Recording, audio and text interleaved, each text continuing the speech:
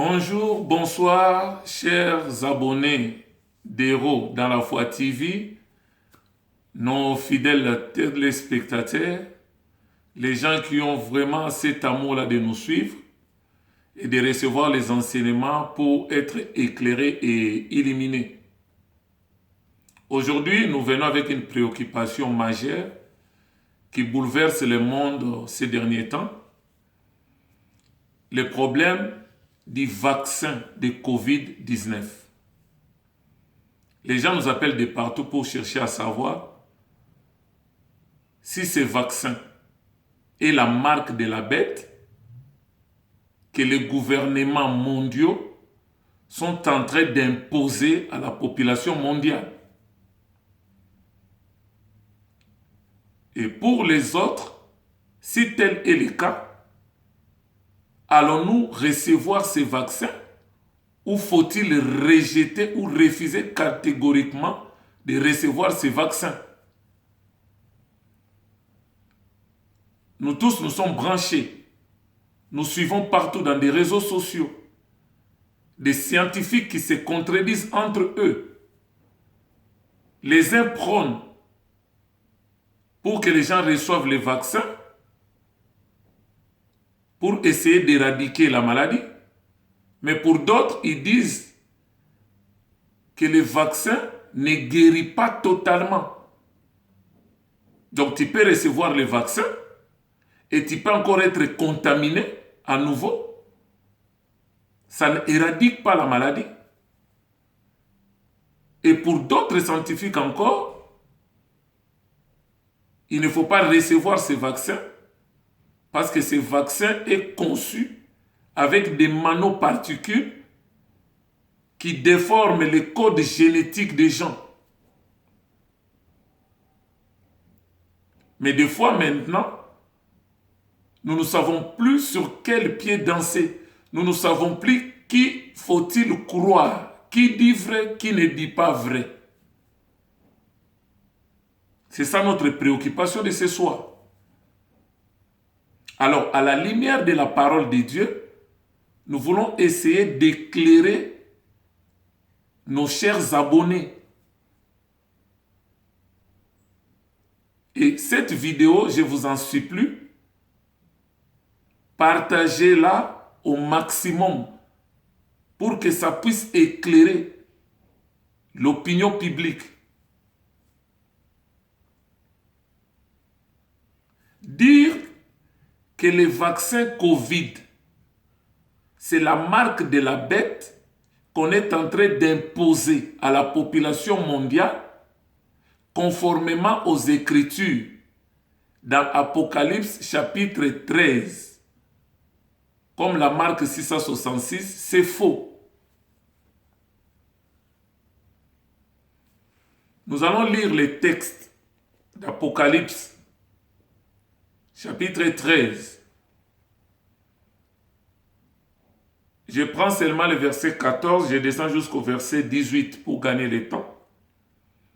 La Bible dit, là on parle de la bête, de l'antéchrist, qui va travailler en duo avec les faux prophètes. N'oubliez pas que la politique marche de pair avec la religion. Elle séduisit les habitants de la terre par les prodiges qui lui a été donné d'opérer en présence de la bête, disant aux habitants de la terre de faire une image de la bête qui avait la blessure de l'épée et qui vivait.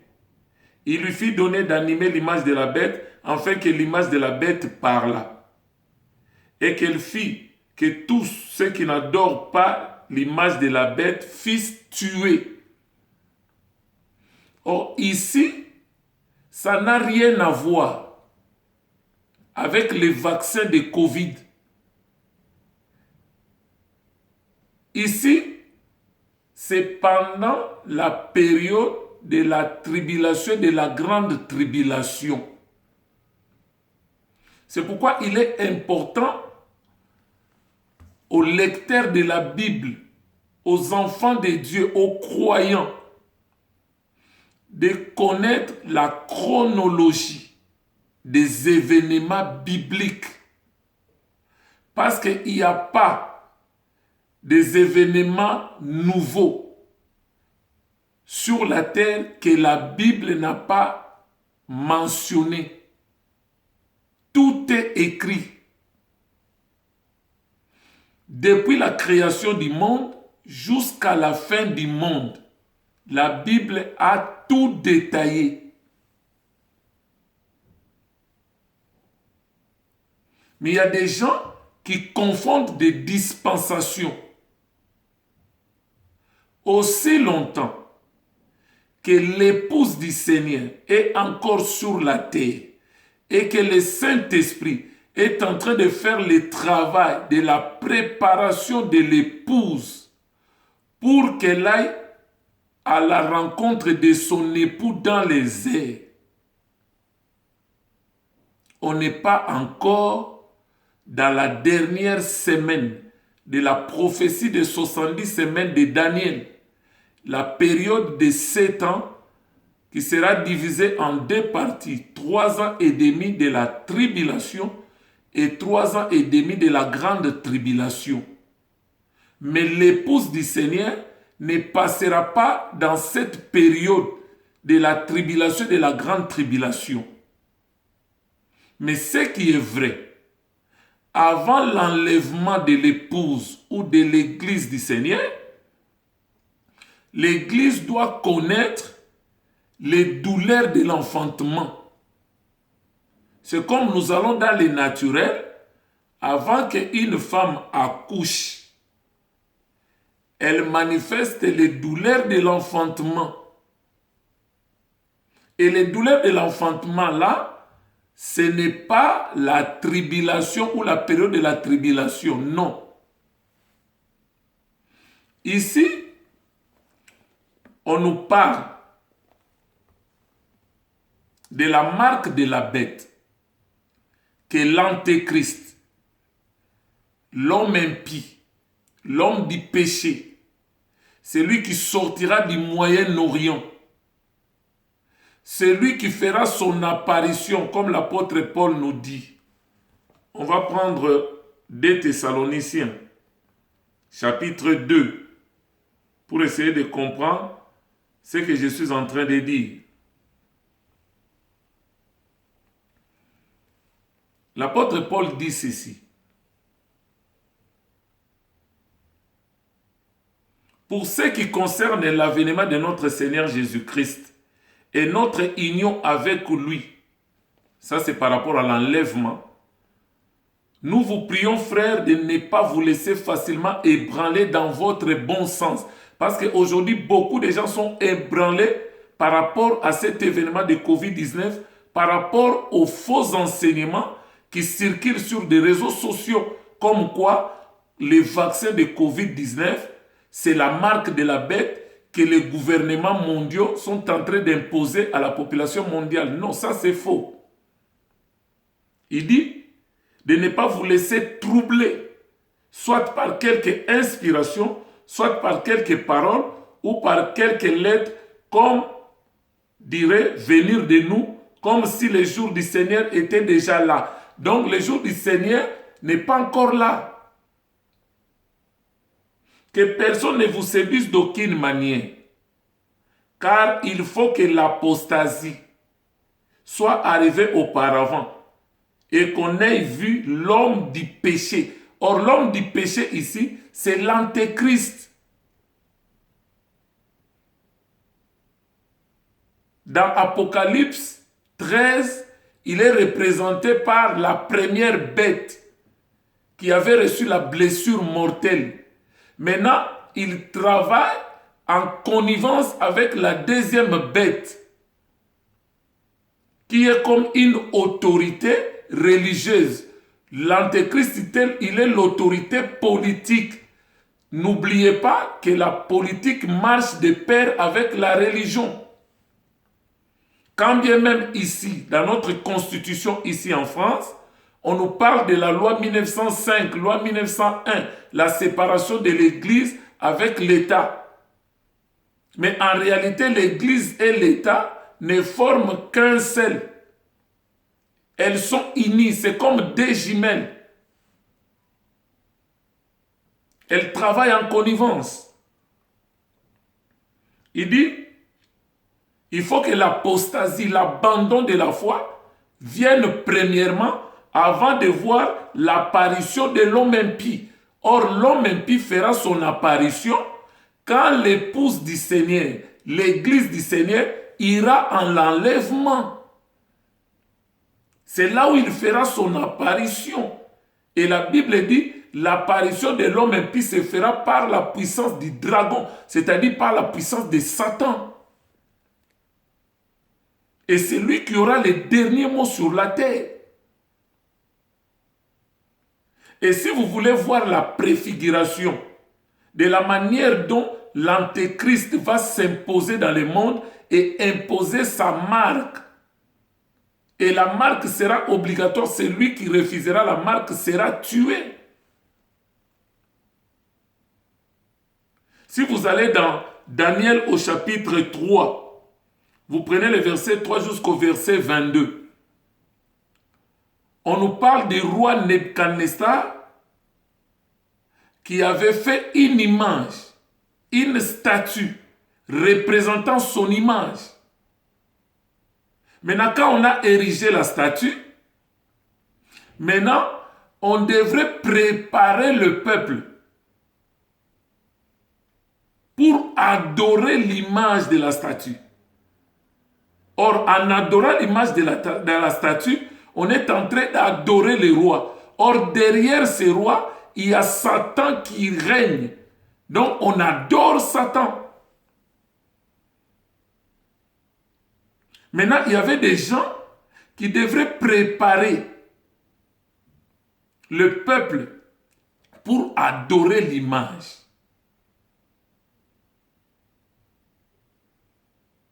Maintenant, ils ont remarqué que pendant qu'ils préparaient le peuple à adorer l'image, il y avait maintenant les intendants du roi, des Juifs, qui ont été surnommés Shadrach, Meshach, Abednego. Ils ont compris qu'ils n'obéissaient pas à l'ordre du roi, au nouvel ordre mondial, ce qui est imposé, et n'obéissaient pas. Ils sont allés dire au roi, tes intendants, Shadrach, Meshach, Abednego, ils n'obéissent pas. C'est là où le roi avait convoqué les trois. Après, il dit, préparez-vous. Quand on va sonner la trompette, on va jouer aux instruments de musique, vous allez vous prosterner et adorer mon image. Ils ont dit au roi, nous n'allons pas nous le faire. Nous t'informons que nous ne nous prosternerons pas. Et notre Dieu est capable de nous délivrer de ta main. Et le roi était en colère. Il a ordonné qu'on puisse chauffer la fournaise et on a jeté les trois personnes dans la fournaise. Vous connaissez l'histoire. Malgré cela, Jésus-Christ était venu à leur secours. Il était comme la quatrième personne qui ressemblait au Fils de Dieu. Et la Bible dit, ils étaient tous les trois avec la quatrième personne en train de marcher dans le feu. Et ils étaient sortis de cette épreuve vivants. Donc c'était pour nous dire que les vaccins de COVID-19, les gouvernements mondiaux ne vont pas l'imposer comme la marque de la bête d'après Apocalypse 13. Non. Parce que nous ne sommes pas dans cette période-là. Ce qui est vrai, il dit quoi?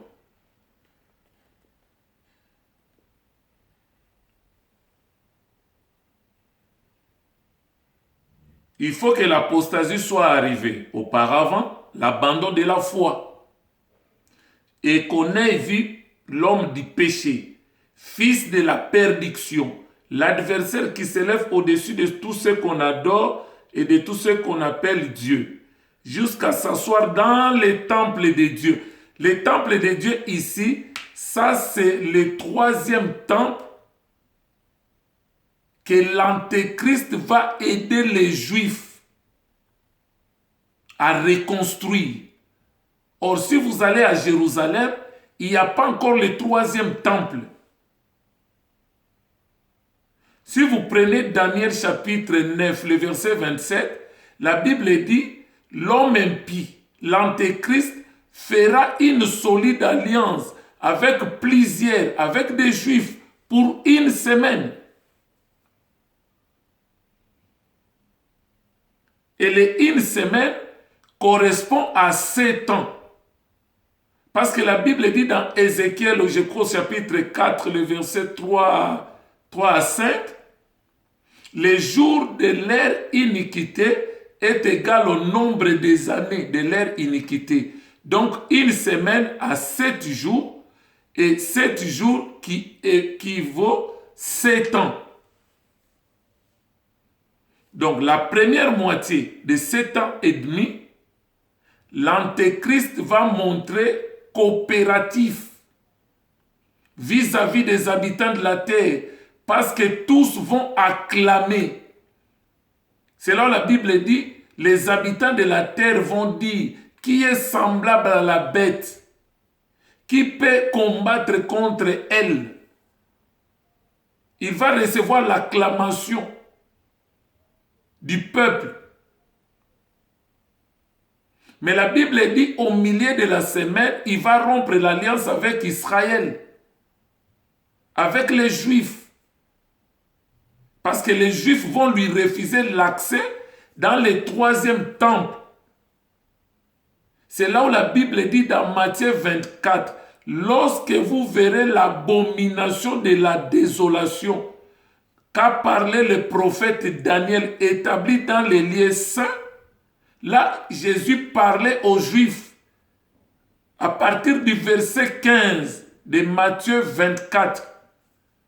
Il parlait aux Juifs, celui qui est en Judée, qui ne fasse pas ceci. Celui qui est sur le toit ne descende point. Celui qui a oublié la chose, qui ne retourne pas pour chercher. Parce que la détresse sera grande depuis que le monde a existé. Or, cette période-là ne correspond pas à notre période. Il faut savoir faire la différence, la part des choses.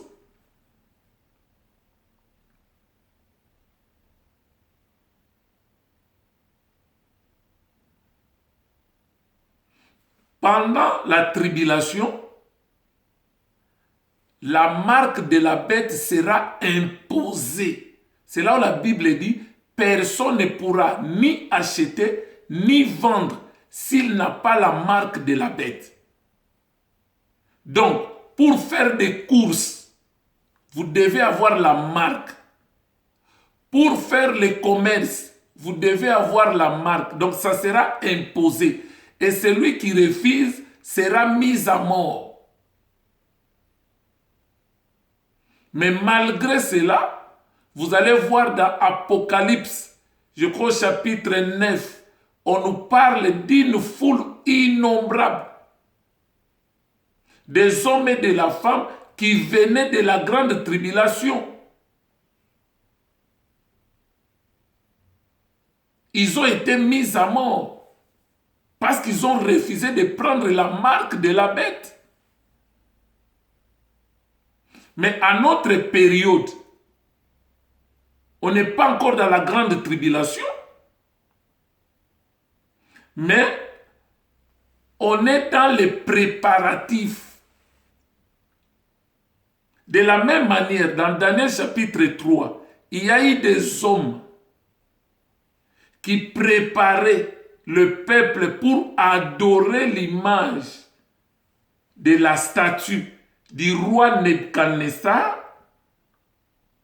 C'est de la même manière, la Bible nous dit, dans l'évangile de Jean, 1 Jean, au chapitre 2, le verset 18. Petit enfant, nous savons que c'est la dernière ère, car il est dit que l'antéchrist au singulier viendra. Mais pour l'instant, nous avons plusieurs antéchrists. Et les plusieurs antéchrists, c'est dans tous les domaines de la vie, de la société.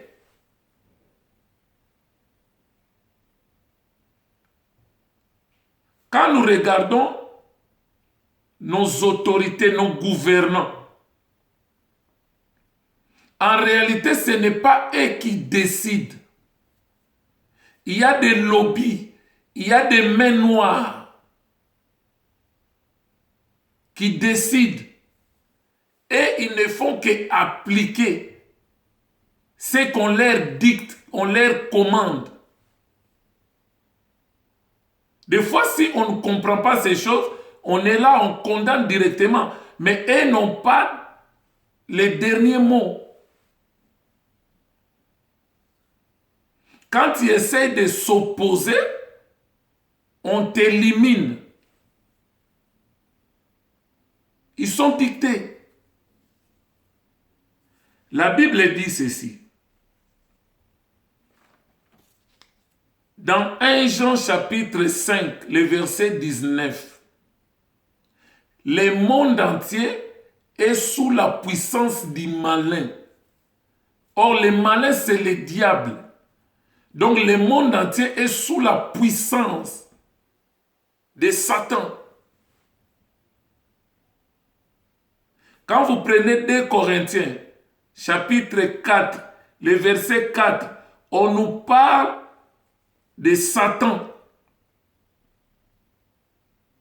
comme étant le prince de ce monde de ténèbres.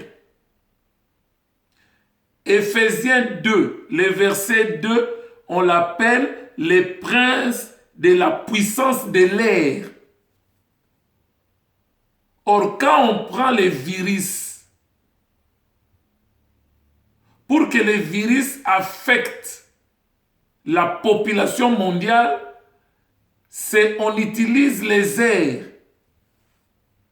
Les gens respirent, ils sont contaminés.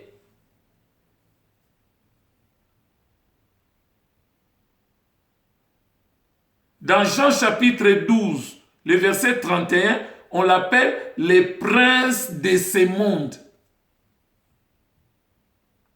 Essayons de réfléchir ensemble. Quelqu'un qui vend des cercueils, il fabrique des cercueils. Maintenant, pour vendre, s'il prie, sa prière sera comment pour faire recette? Il faut que les gens meurent. Comme ça, lui, il va vendre ses cercueils. Maintenant, des lobbies qui ont des entreprises qui fabriquent des armes. Pour faire recette, qu'est-ce qu'il faut? Créer des guerres. Soutenir le terrorisme. S'aimer les conflits entre les nations, entre les peuples, les diviser pour qu'ils s'entretuent. Et pendant qu'ils s'entretuent, et ils sont en train de faire de l'argent, mais les gens meurent. C'est comme ça que le monde fonctionne. La Bible dit dans 1 Timothée chapitre 6, le verset 10, l'amour de l'argent, c'est la racine de tous les maux. C'est-à-dire, s'il y a le mal dans le monde, s'il y a les maux dans le monde, c'est à cause de l'amour de l'argent. Les gens adorent l'argent. Les gens courent derrière la richesse de ce monde, la richesse matérielle de ce monde.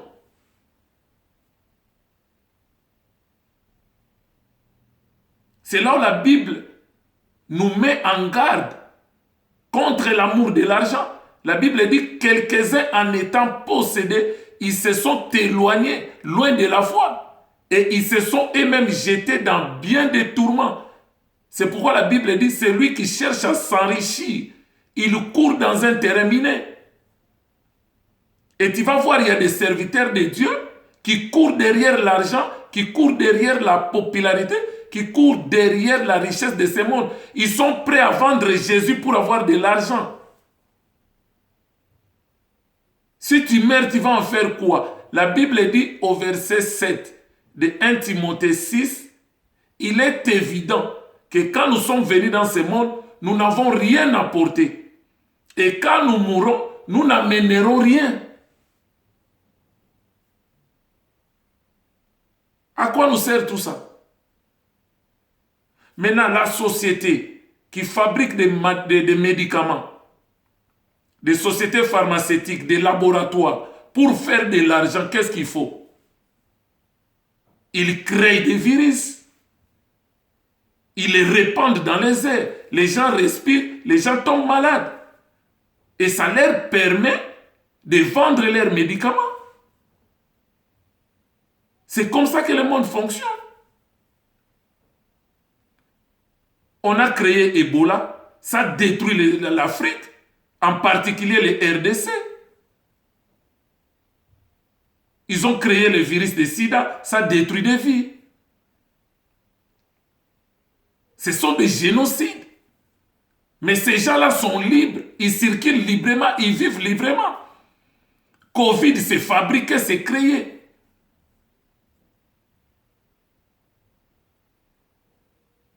Maintenant, ils mettent les vaccins. Maintenant, les scientifiques, entre eux, ils sont divisés. Pour certains, même si tu reçois les vaccins, ça ne te garantit en rien. Parce que tu risques d'être encore contaminé. Pour d'autres, il y a des nanoparticules qui déforment les codes génétiques des gens. Ça peut faire des gens plus tard comme des robots, on peut les dicter.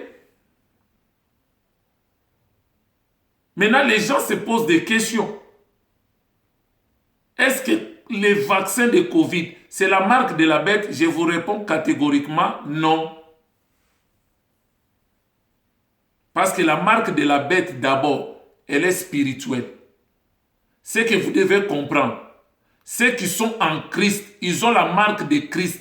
Or, la marque de Christ, c'est ça le Saint-Esprit, les sceaux. La Bible dit, dans Ephésiens 4, le verset 30, « N'attristez pas le Saint-Esprit pour lequel vous avez été scellés. » Et il n'y a pas de neutralité spirituelle. Et celui qui n'a pas Christ, d'office, il a la marque de la bête. Il n'y a pas de neutralité spirituelle. Mais tout ça, ce sont des gens qui veulent faire fortune.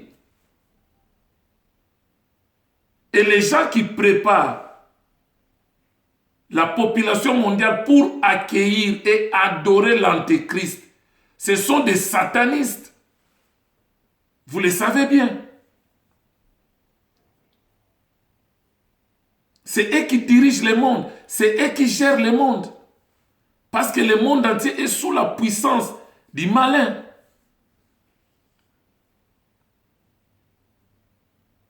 Mais ce que vous devez comprendre, avant que l'Église aille à l'enlèvement, l'Église doit souffrir d'abord les douleurs de l'enfantement. Or, les douleurs de l'enfantement, Christ en a parlé dans Matthieu 24.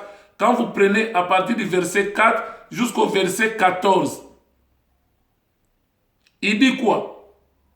Que personne ne vous séduise d'aucune manière, mais il s'élèvera des faux Christ, des faux prophètes. Ils vont séduire beaucoup de gens. Vous entendrez parler de guerre, des bruits de guerre. Mais gardez-vous d'être troublés, car il faut que ces choses arrivent. Mais la Bible dit, ça ne serait pas encore la fin, mais c'est le commencement même des douleurs. S'il y a des guerres, des bruits de guerre, parce qu'il y a des entreprises qui fabriquent des armes, qui veulent faire l'argent, qui veulent faire fortune, ils ont l'amour de l'argent. Quand il y a des épidémies, la Bible a dit, vers la fin, il y aura des famines en divers lieux. Il y aura des tremblements de terre. Il y aura des épidémies partout. La Bible en a déjà parlé. Mais maintenant, nous, notre attitude, nous, enfants de Dieu, nous qui connaissons la prophétie, allons-nous recevoir les vaccins ou pas? La Bible dit, dans Romains, au chapitre 14, je crois le verset 23, tout ce qui n'est pas preuve d'une conviction, c'est un péché. Si vous n'avez pas la conviction par rapport à ces vaccins, ne les prenez pas.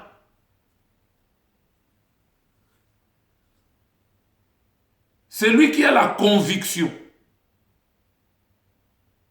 il les prend. Mais ce qui est sûr,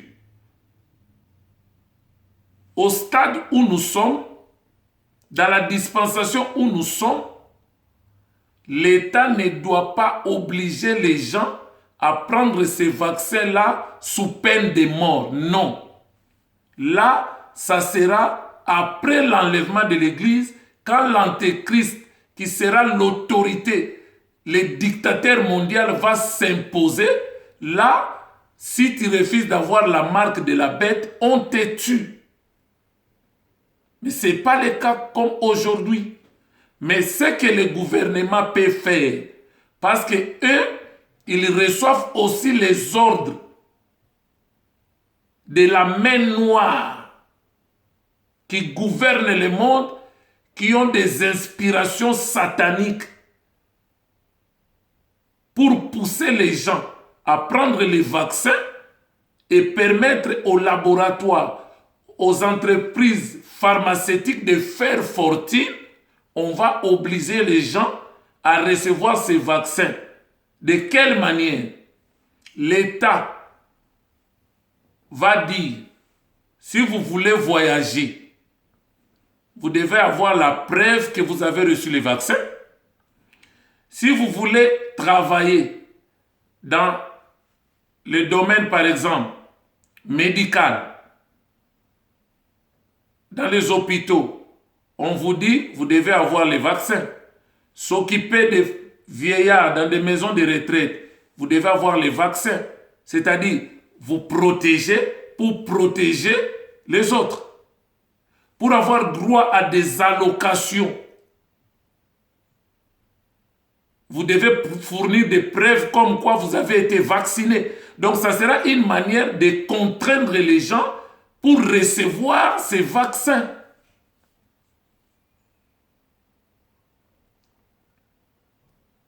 C'est comme ça que ça fonctionne. Mais ça ne sera pas